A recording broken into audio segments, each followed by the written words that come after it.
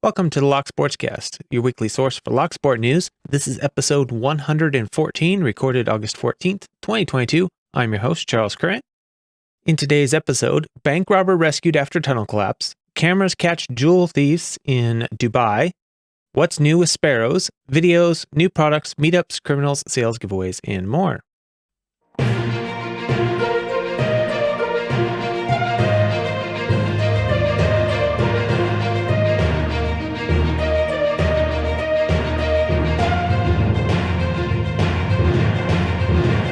You can subscribe to the audio version of the show on most podcast apps and at thelocksportscast.com. You can subscribe to the video version on YouTube, Odyssey, or Apple Podcasts. Links to stories discussed will be in the show notes.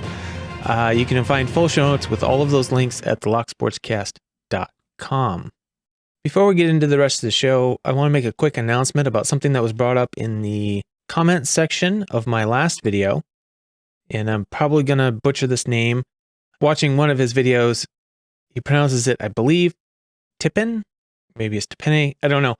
Anyway, in the comment section, asked, what can people tell me about Lockpickmall, the discount codes listed in this video? I'm scrolling through their site and I'm seeing products that look like those of well-known manufacturers, but I have my doubts. I see what appears to be a Peterson reach hook. This looks identical, except it's missing the name on the handle. Peterson Slender set, again, missing name on the handles. Dangerfield Serenity set with no handle labels. Dangerfield Dual Gauge Praxis set with no handle labels. And then posted an update comment after that said, I emailed Lockpick World the links to the Serenity and Praxis style kits on Lockpickmall. Here's what Lockpick World said. I passed that on to the director, Chris, and he is aware of it. There's nothing we can do about it. And the quality is awful. We ordered a set. So at least they don't have our names. So I want to thank Tippin for bringing this up and for doing that reach out to Lockpick World.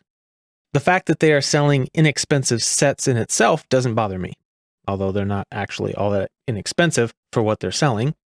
But the fact that they appear to be trying to deceive customers by not only copying the profiles, but also the handle designs and the product names, that I can't condone. And like I said, the price difference isn't even that much. They don't actually use the Dangerfield name. It's not engraved on the handle and it's not in their advertising, but they do use the Serenity set name. And the photographs and everything, the handle shape is exactly the same, including the slits of the same angle and size. The profiles are obviously set to copy. In my opinion, it appears they're trying to deceive people and you're not getting what you paid for. So, it hurts the customer. They're not getting what they're paying for.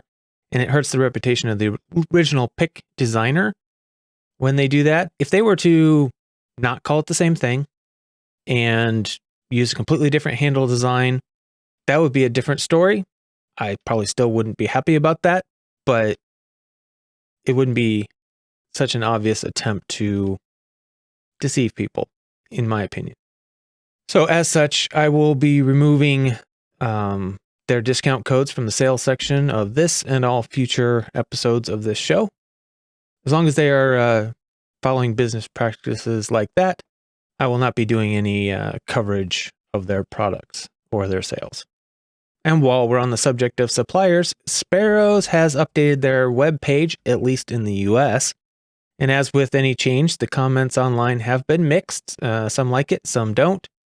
Some of the things that have been said is, one said now they at least have an easy to access search function on the site.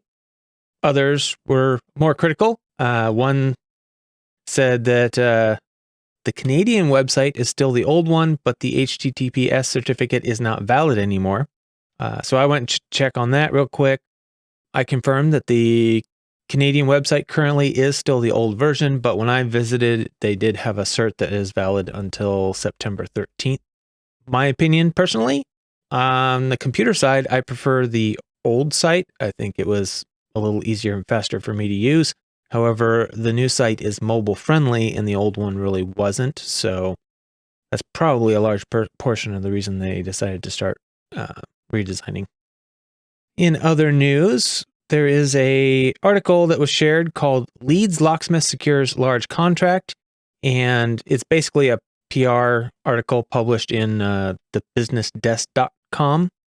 However, what's interesting is that this article covers how this person moved from Locksport to locksmith, briefly, but it's there. And it also goes into how he learned to use social media to grow the business.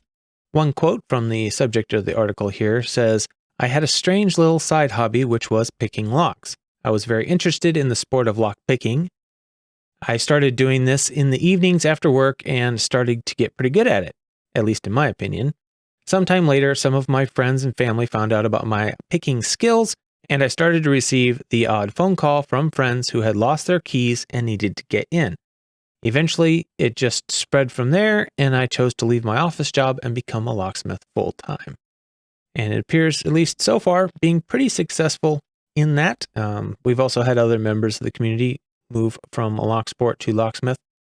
So if it is something you are interested in, it can be done, but there is a lot of stuff that you will need to learn that isn't directly come from Locksport. So also keep that in mind. Moving on to community news, we had a tweet posted from Kenneth Hawthorne. Said, "Headed to DEF CON to share the new lockpicking teaching system developed in partnership with Longhorn Lockpicking and Ace Academy ATX. Going to support Tool Lockpick Village. Files and documentation are open source." Trying to figure out how to describe this. I don't think I can adequately describe this on the podcast, but basically it's a set of practice locks and a way to modify them to make them repinnable from the top, but without grub screws, and special holders that are acrylic that let you put printouts, diagrams of what's inside the lock so that the new picker can actually have an idea what they're dealing with. It's right there on the front, and an easy way to tension from the back so that they don't have to worry about manipulating the tension wrench and all that while they're first learning. Interesting system. I think it's worth review, and it is open source, so you are welcome to go check it out. I will have links in the show notes, of course. And then also posted on Twitter by Red Team Wins was a link to a video called The Pen Test Trailer. If you remember back in episode 77, we covered the story of Gary DiMercurio and Justin Wynn. They were arrested by an Iowa sheriff after breaking into a county courthouse. They were employed by cybersecurity firm Coalfire in 2019 when the company accepted a contract with the Iowa Judicial Branch to conduct cybersecurity testing activities, including physical penetration, on 5 different buildings, including this courthouse. These two were responsible for conducting physical attacks such as lockpicking on the Dallas County Courthouse on the evening of September 10th, 2019. So when they broke in and tripped the alarm, prompting sheriff deputies to arrive, they produced an authorization letter from the Iowa government and reassured the deputies they were meant to be there. Deputies phoned the Iowa Judicial Branch representative for confirmation and seemed satisfied with their paperwork until the sheriff arrived. He refused to accept the letter, ordered his deputies to arrest the two. Ultimately, the pair were handcuffed, had their property seized, and were jailed for 20 hours on $50,000 bond, and were charged with third-degree burglary and possession of burglary tools. That was a quick recap there of the story I covered originally. What the pen test trailer appears to be is a trailer for a documentary that they have made covering this situation, which proves, should be interesting. I do have concerns that they are putting this out right now because according to the Iowa court system, this thing their lawsuits have not actually gone to trial yet. Most lawyers will advise it's probably not a good idea to put the documentary out before the lawsuit progresses, but like I said, proves to be interesting anyway. So if you want, I will have links to the tweet, the YouTube video, and a link to the Iowa court search site that will pull up the search results for their case in case anybody's interested in the status. A lot of legal paperwork. Basically, just at this point, it doesn't appear to have gone to trial yet. The next video we have to discuss here is entitled A New Hope 2022, Unpickable but Still Unlockable, Lock Bypass Tricks in the Field. This was from A New Hope, and this was one of the talks they had. This was the one they had on physical security. The description says, physical red teams rely heavily on non-destructive bypasses when doing vulnerability assessments, under the door tools, latch-based attacks, climbing through vents and around walls and fences. But how well do these techniques actually work in the field, when time is of the essence and it's not in a controlled training environment? This talk will focus on a plethora of real-life successes, failures, and lessons learned for how to make these techniques work in practice. Karen Ng and Bill Graydon have talked extensively about the mechanics of lock bypass in the past. Most notably, at the Bypass 101 sessions Karen gives with the Physical Security Village. They will recap the fundamentals of each technique here too, but now you'll get to learn from their years of experience in what actually works. That could definitely be interesting. Next up, we have what's called a tiny mic interview from DEF CON 30.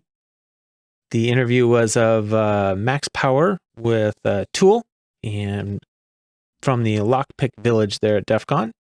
It's a short one, about 4 minutes. Makes it a pretty quick, easy one to watch when you have just a couple of minutes to kill. Moving on to products. Also new at Sparrows is the Label Wrench. I received a note from Albert Labelle, said, "Hey Charles, a tension tool I created is now on the Sparrows Lockpick website. They have simply named it the Label Wrench." The description on the website says, a unique lock requires unique tools. The Pengcheng lock is used for locking motorcycles and mopeds by attaching to its disc brake, preventing the wheel from making a full rotation. This extraordinary lock has a host of listed security features, including to against wind and to against lift.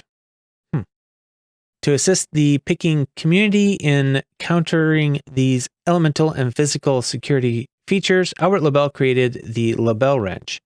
This special wrench allows you to get behind the non-rotating face of the tubular lock and tension it in a way that replicates the action of a tubular key. This is the big difference. Most tubular locks have a rotating face so that you can use a regular tension wrench like the Goat. The Label Wrench allows you to conquer wind, lift, and non-rotating tubular face locks.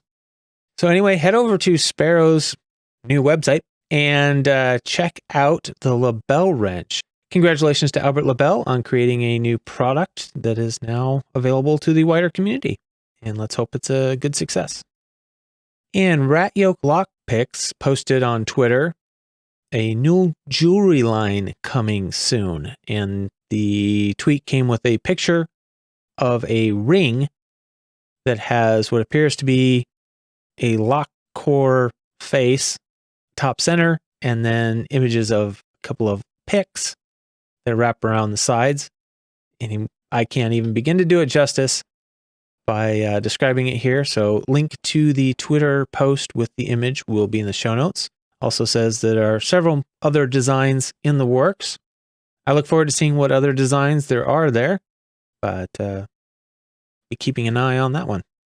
And I'm not sure exactly what's unique about this other than a new patent, but the Kaba Ilko people have announced Peaks Plus. They say it's a new patent pending key and cylinder system relying primarily on conditions around the peak of the key close to the key bow. Still incorporate tip and shoulder stop for pinpoint accuracy in keying. I'm not even sure what that means. The new mechanism has already passed more than 40,000 cycles in testing for different cylinder models. Keys are rearward compatible with the preferred and classic, which means the new patent pending keys will operate earlier generation of peaks, but older generation keys won't work the new plus cylinders. Not a whole lot of meat or substance in there, but basically sounds like a new patented blank. So they get to extend their patent out and keep people from copying for longer. That's basically what I get out of that. Also on the Kaba Ilko front, the new Ilko key blank catalog has been published online. This was posted on Twitter by Pete Zenner, and a link will be in the show notes. It is broken up into multiple different PDFs. It is not like one large PDF, but it is a sectional thing. So depending on how you use it, that may be an advantage or a disadvantage. Moving on to Meetups, we have a new one here sent in by iFisk, B-Sides Newcastle. KSEC posted on Twitter, come see us at B-Sides Newcastle this year. KSEC Worldwide will be running its hacker hardware store with our new lockpicking product range, RFID cloning tools, and implants this year. Competition to win free tools and merch also. And that looks like it's taking place September 1st through September 3rd. Obviously, Newcastle in the UK. So if you're in that area, there's something for you to check out. And coming up very shortly after this podcast releases, the Tool Sydney Meetup, August 17th in Sydney. LockCon coming up 25th of August through the 28th. ISSA's LA Summit, 12th Annual Information Security Summit, will be September 20th through the 22nd, and they will have a physical security keynote by Devian Olaf. We got B-Sides Augusta in Georgia, October 1st. SaintCon 2022 in Utah, October 25th through the 28th. Keynotes by Deviant, Stephanie Snow Carruthers, and Jason E. Street.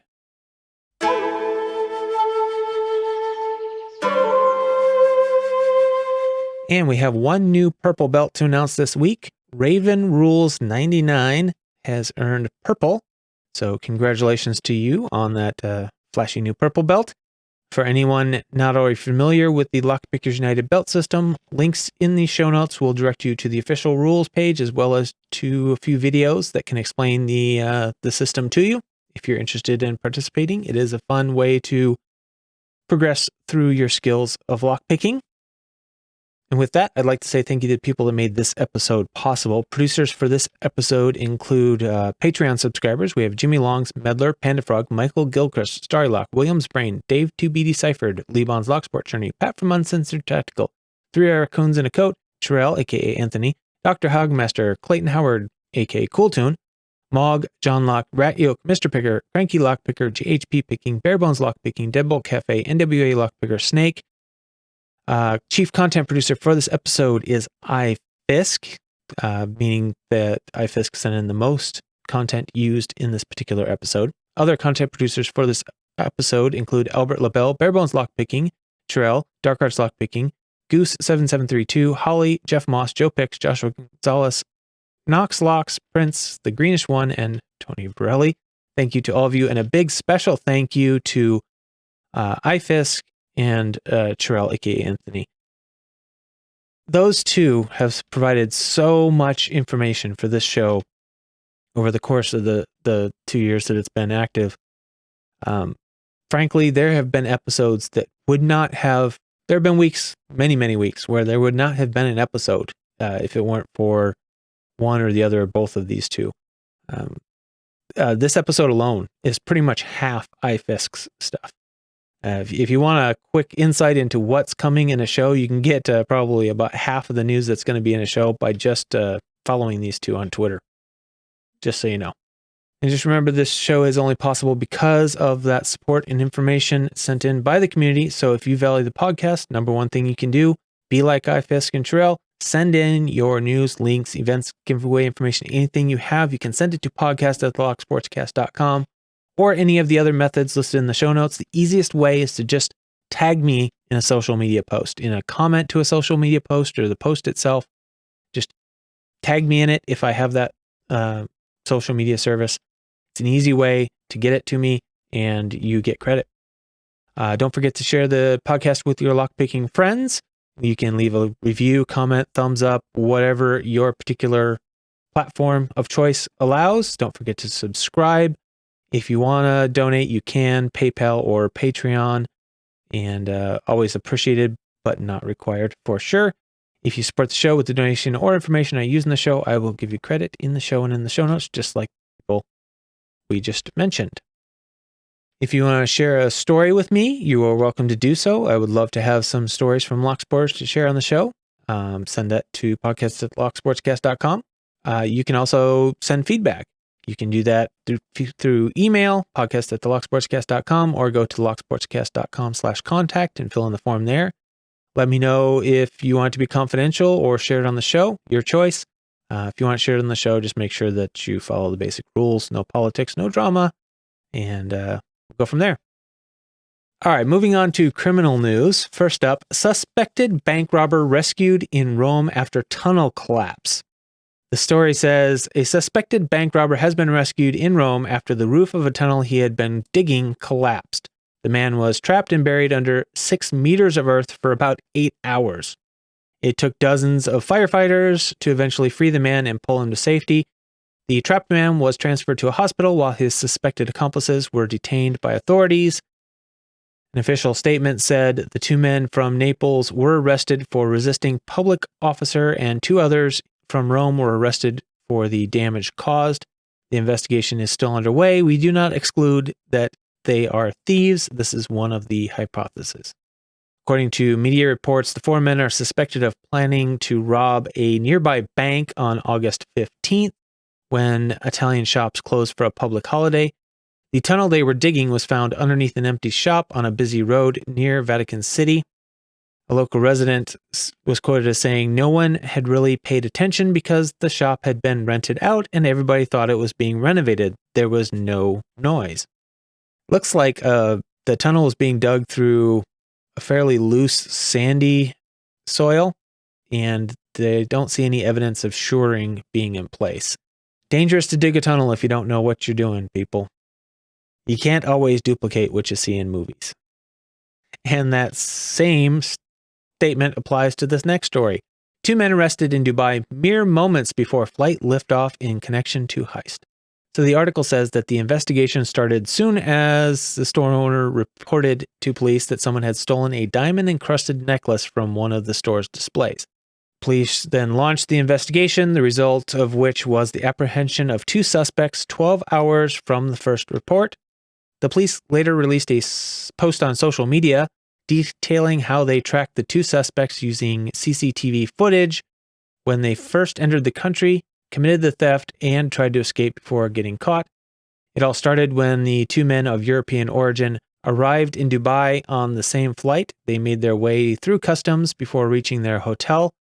Once checked in, the 2 men changed clothes, were seen walking outside the hotel with 2 bags, making a 3-kilometer journey to a construction site where they changed their attire as well as wore wigs and glasses. After walking a further 3 kilometers, the 2 suspects tried to evade surveillance by riding 10 different vehicles in a period of 10 hours, going as far as entering a hotel and sitting in the lounge to make sure they weren't followed. They later left their lounge and went to their Target jewelry store, situated in another hotel lobby. Unfortunately for them, CC security cameras still tracked all of their movements and actions. Sounds like Dubai has a pretty elaborate set of public surveillance video cameras. The camera loomed over the 2 suspects as they stood in front of the store's window display. One of the 2 men worked on the lock to crack it open, while the other stood facing the corridor as a lookout. Moments later, one of the 2 suspects opened the display, reached in, taking the expensive necklace.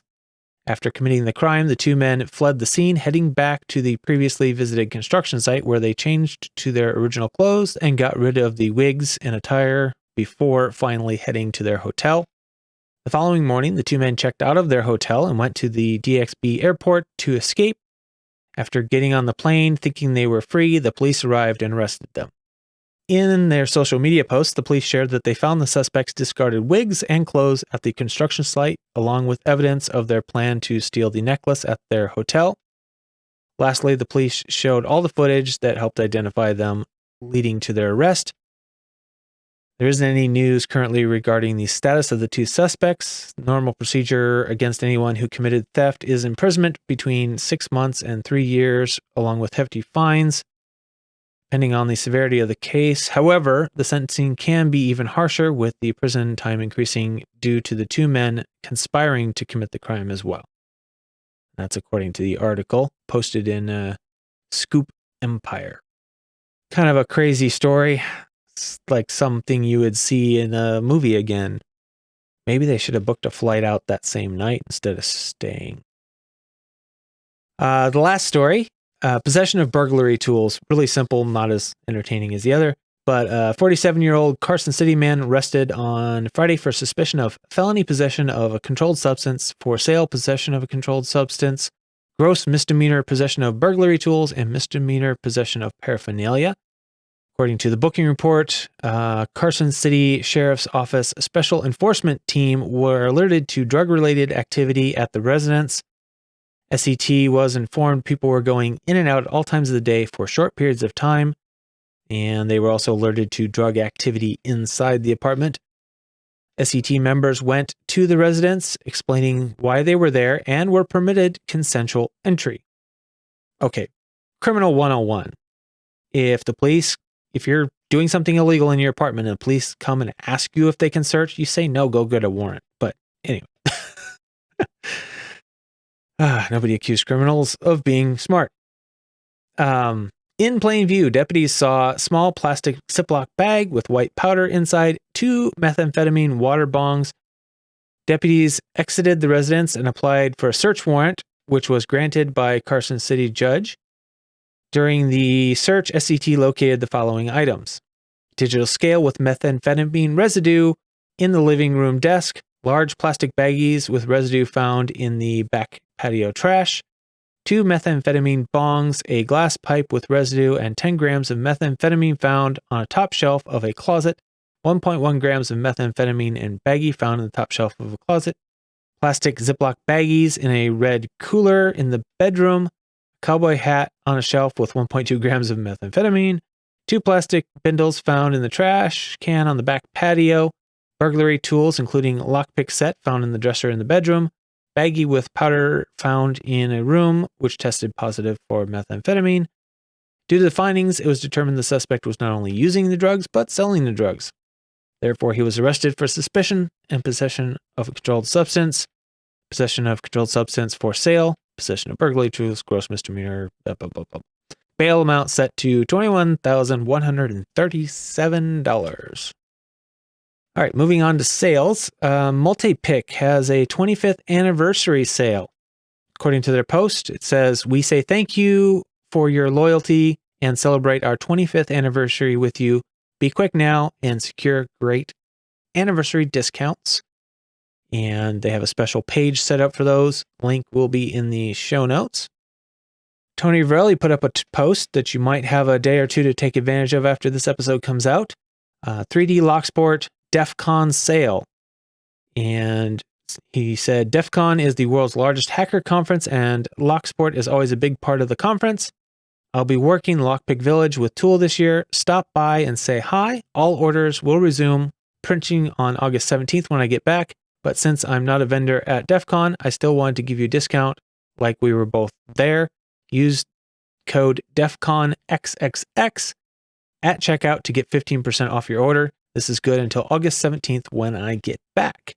If you miss that deadline, you can always use the 10% off code of LSCast10 that he has provided for the podcast. Peterson has their August sale, 15% off with the coupon code that you can get in the show notes, because I'm not going to read this crazy thing again. $75 minimum order on that one. Law Lock Tools. Review Guru on Twitter has a link for 10% discount code for Law Lock Tools, and also noted that there is the code SUMMER25 for 25% off on summer sale items at Law Lock Tools. Barebones Lockpicking has the code MICOZ10, and that expires at the end of August. We have the ever-present 15% off at MakoLocks.com with the code BYMAKO, and 10% off at uklockpickers.co.uk with the code GIFT. That wraps up sales, so we move on to giveaways. So nothing new in giveaways. We have the 100 subscriber giveaway from Average Life of Prince, and that expires at the end of August. KnoxLocks has been doing a series of bi-weekly giveaways. A total of 13 is what is planned. Looks like did the drawing video for the previous giveaway. I don't see, when I went to record, a new posting for the newest giveaway that's coming, but I will have a link in the show notes to the channel so you can check for yourself and look for the next one being posted. CLK Supplies #LockBoss giveaway always running, so be sure to check that out if you're into giveaways. And that's pretty much it for the show. Thank you to everyone who offered support in when I was complaining last week about my schedule changing again. Anyway, just so you know, I really appreciate all the offers of support. Biggest thing you can do, just send the news in. Keep sending the news in. I will make an effort to get the episodes out as long as I can get news coming in. I have a very specific workflow that I have developed over the last 2 years that allows me to get through it pretty quickly. If I start trying to involve other people in parts of the process, it could disturb that workflow. Might actually slow me down, so I'm a little apprehensive of doing anything like that at the moment. But if you just keep sending the news in, I'll keep trying to get it together and get it out in a timely fashion. So thank you everyone for your continued support and for listening. Thank you to all of the donors, all of the news story providers, especially iFisk and Anthony Chirel. Huge part of what makes this show possible every week. Thank you so much, and remember to keep it legal.